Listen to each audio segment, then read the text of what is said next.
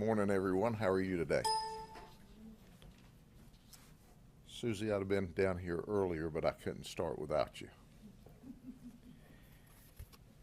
I'm going to cover 3 different cases today. I'm going to start with the most serious case. We worked a joint investigation with the Haines City Police Department, and it began last Friday morning at midnight. An 81-year-old victim. Did you hear me? She was 81 years old. Heard her dog barking. So she went to see what her dog was barking about, and there was a man standing at her back door, totally clothed in dark clothes. He had a face mask on that was described as kind of yellow, with a dark shirt, dark pants, and gloves. He forcefully broke into her back door. She had 3 separate locks on that door. He still broke into the door. He took her to her bedroom where he forcefully had sex with her, sexually battered her. Then he asked her, "Where's the money and the pills?" This was after his initial break-in where he absolutely grabbed her by the throat and took her to the bedroom. Then he made her get in the bathtub and wash. And he didn't think that she washed well enough, so he washed her again. He told her, "Don't make me hurt you real bad." She said, "I was scared for my life. I thought I was going to die." She stayed in the bathroom an hour after he left, and then she called and the Haines City Police Department, and ultimately the sheriff's office arrived. We started working this case around the clock, and I know some of you asked why we were doing a Crime Stoppers, and we were very elusive with our information. And the reason for that is simple. We didn't want our suspect to know what we knew or what we didn't know at that point in the investigation. By the way, we talked to this suspect several times during this investigation. Our detectives and the Haines City Police detectives worked as if this 81-year-old victim was our mother. When we gathered the physical evidence at the scene, we called Florida Department of Law Enforcement and we said, "We have an emergency request.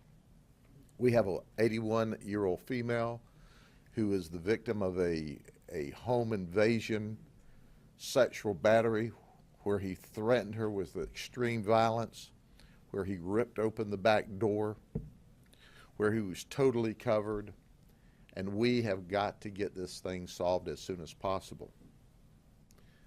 FDLE and their supervisor in charge of the lab, Donna Wallace, immediately began investigating this and processing evidence as if it was their mother.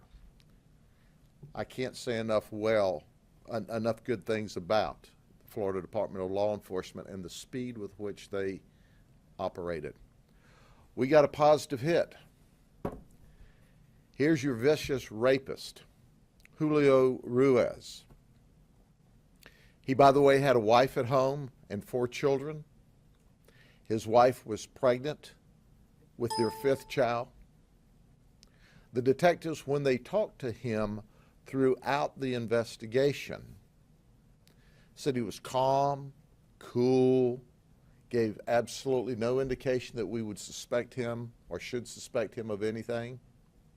In fact, his dad owns a used car lot in the area, and he actually, as I understand, helped us pull the video from the car lot.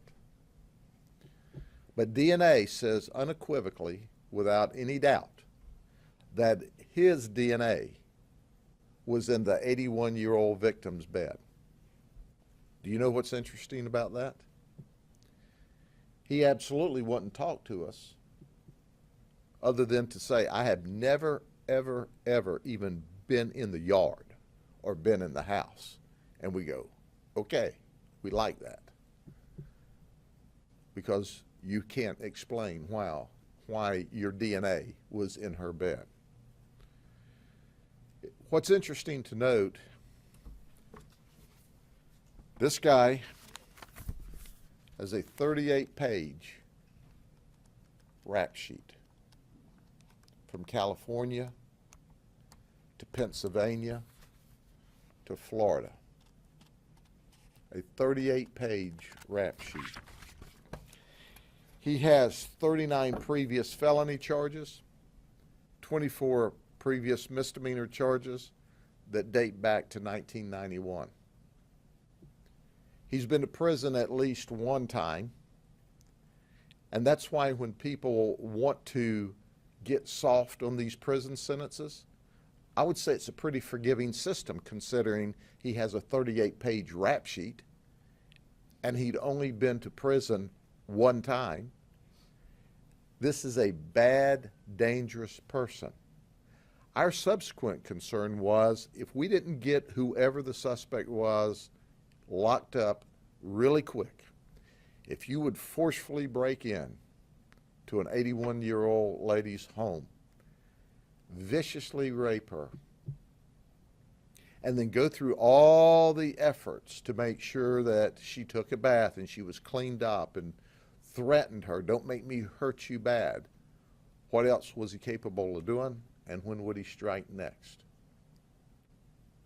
Our detectives, when I tell you literally worked around the clock, that's what they did with the detectives from the Haines City Police Department.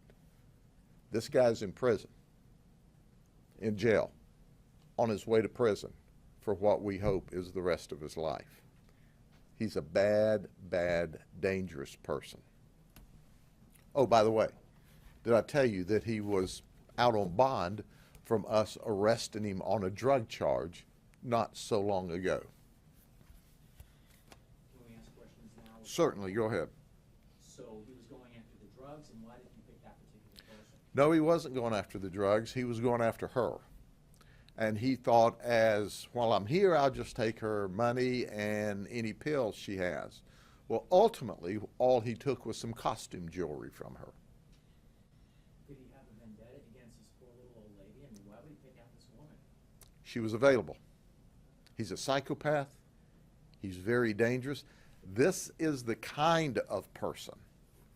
This is the kind of person, if you don't have him in custody, he's capable of doing this horrific act and deed over and over and over again. Was he armed? He was not armed. But his physical size and her frail 81-year-old sweet lady, he had the ability to do whatever he wanted to. I can't even imagine the terror, the fear this lady endured for a protracted period of time in order to stay alive. Any other victims, do you think? We don't know of any other victims now. We don't see any other victims locally that fit this profile, but we will be looking back through our cases, Haines City cases, and any other in the Central Florida area.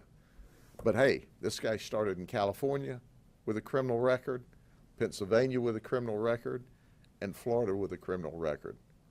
Our goal is that it stops here and he goes to prison for the rest of his life.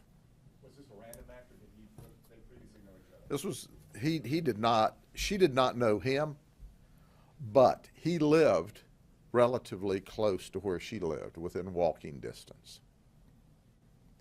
And who knows how long he had been watching her.